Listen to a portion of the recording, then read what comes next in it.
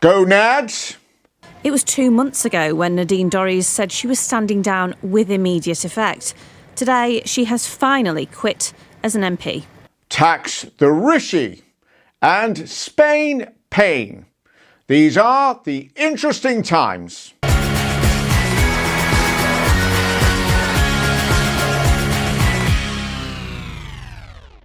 Hello everyone, my name's Matt Johnston and welcome to the Interesting Times, a show that looks and laughs at the state of UK politics. So, it's finally here, the day we thought we'd never see. A Conservative MP has kept their word. A mere 2 months after informing the country that she was leaving, Nadine Dorries has given the people of Mid Bedfordshire a very early Christmas present. It was 2 months ago when Nadine Dorries said she was standing down with immediate effect. Today, she has finally quit as an MP. But she's not leaving quietly. She has penned a letter which gives Rishi the biggest beating since the May local elections. She mentions Sunak's unelectability, his lack of charm and vision. Great. She's been an MP for 18 years and she's picked now, when she's leaving, to be right. Feel free to give it a read. She lays into Sunak harder than the electorate will in 2024, saying that history will not judge him kindly. Oh yeah, they're going to build a statue to you though, aren't they? She's also accused Sunak of whipping up a frenzy against her, so much so that she's had to get the police involved. Seriously, this guy, he couldn't whip up a froth in a teacup. Nadine, if you are getting threats, and I genuinely hope that's not the case, then leaving is obviously the right idea. Also, if you're not getting threats, then leaving is obviously the right idea. So after 13 years of Conservative rule, things for the British people are pretty intense. Sorry, crap joke. ITV News has learned of a startling increase in the number of families with no permanent place to call home.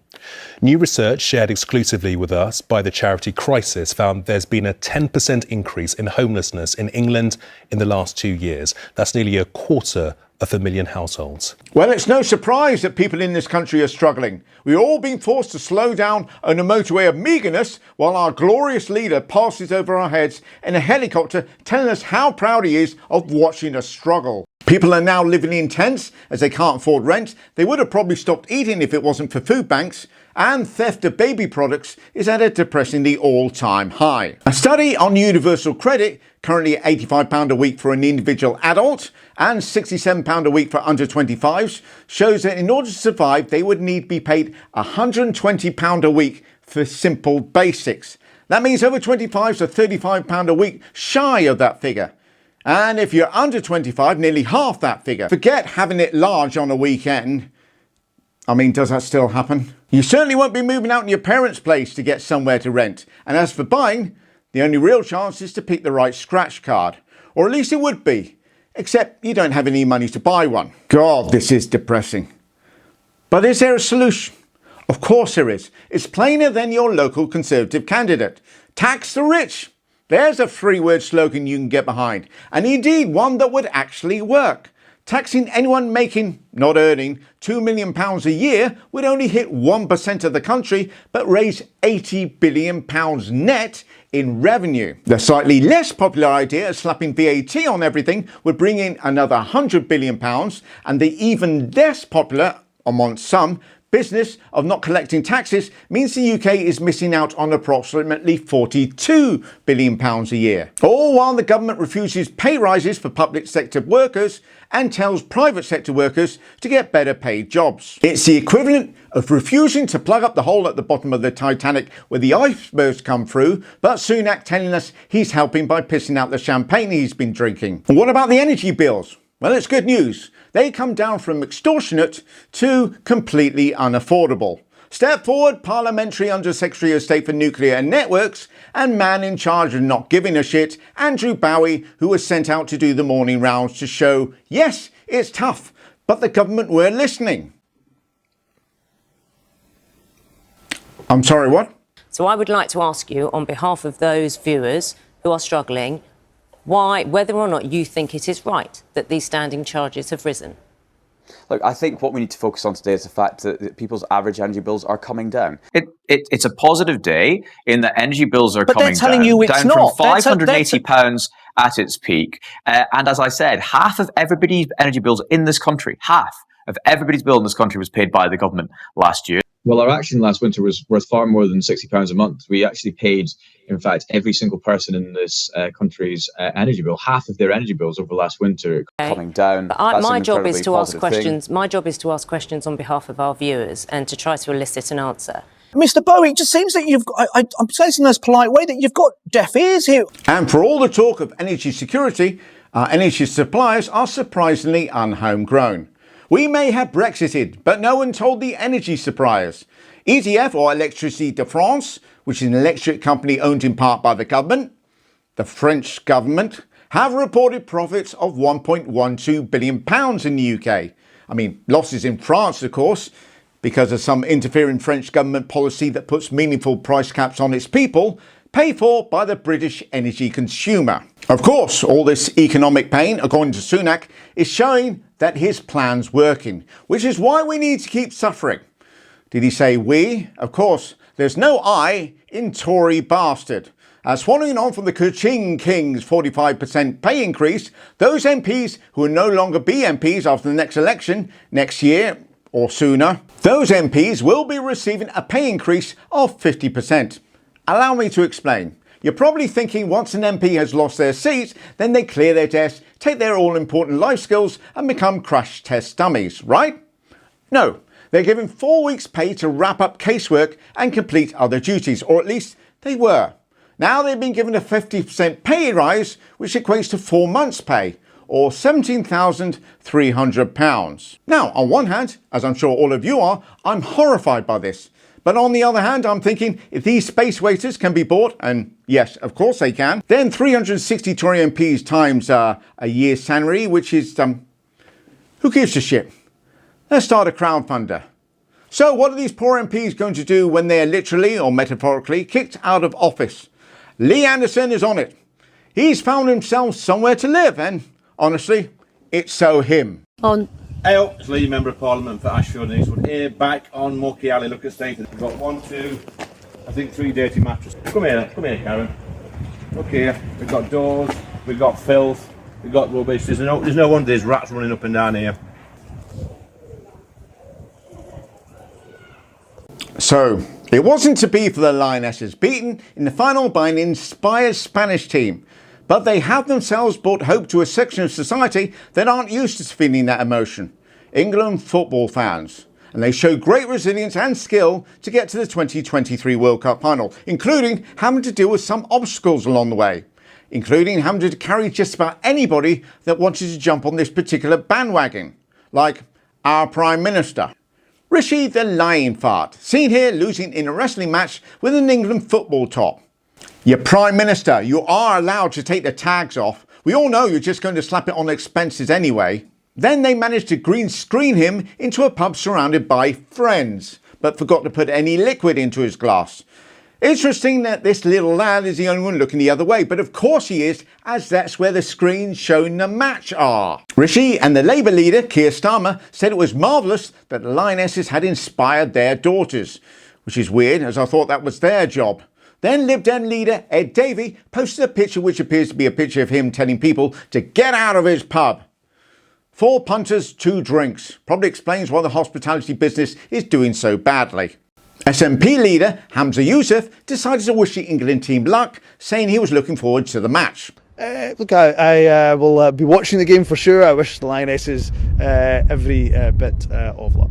Although that doesn't mean watching it. I'm not even sure if I'll be able to watch the game or not watch the game, given that I'm busy, of course, on Sunday. And the reporter started off asking if he was supporting, then cheering, before trying to stuff a St George's flag down his throat, while simultaneously singing 2 World Cups and 1 referendum, doo-dah, doo-dah. To be clear, I will have no problem supporting Scotland when they get to a final, which I'm pretty confident they'll do in the next 30 years. If for no other reason, then they'll probably be one of the few countries still above water. Oh, and the FA president, Prince William, who managed to do FA about making it to the final. Lionesses, want to send you a huge good luck for tomorrow. We're sorry we can't be there in person. And so to the experts, Harry Redknapp went on GB News, where else, to say that before the England manager Serena Wiseman moves to the men's game, she should earn her stripes. What?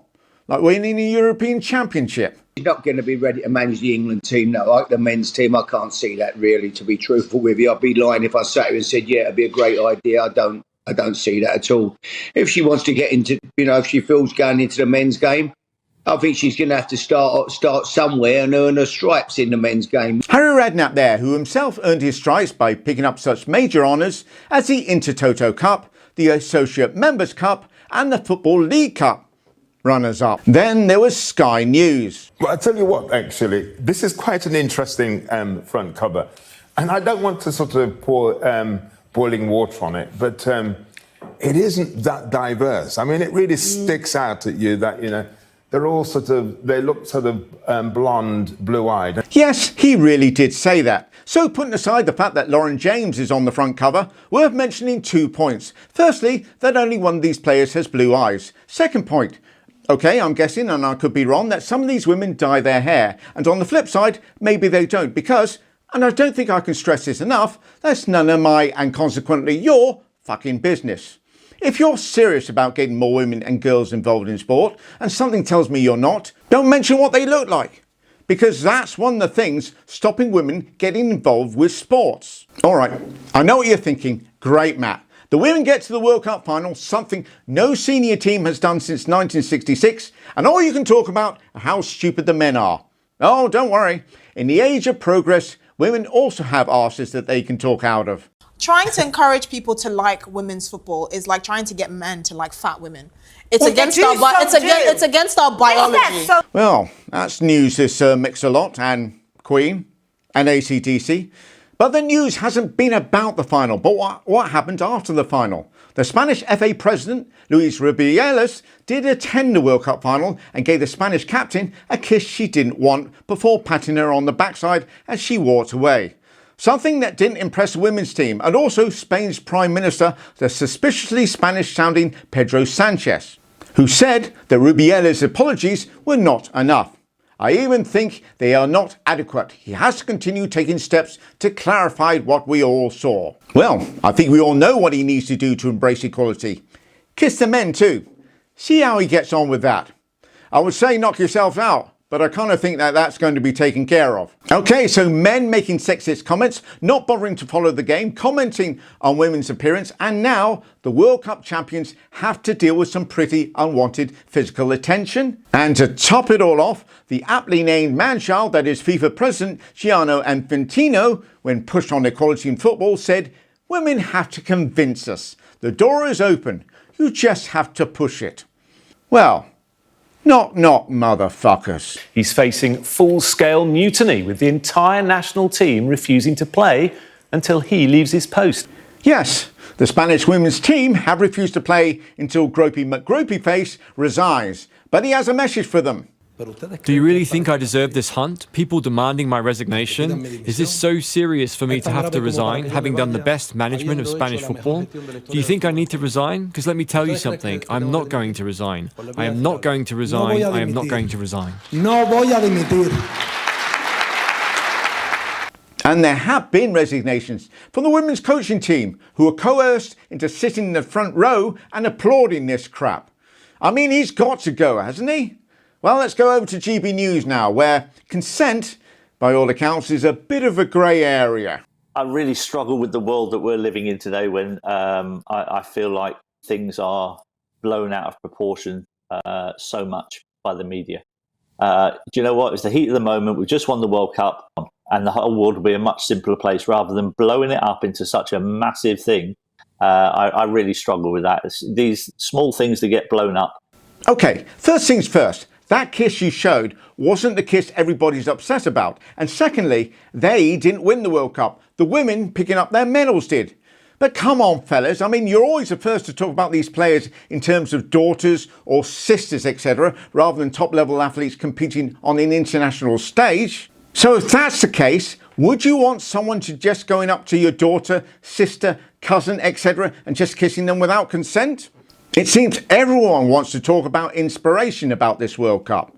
Well, what better inspiration can there be with the world's cameras on you than for you to tell every girl and woman out there that you don't have to put up with this crap?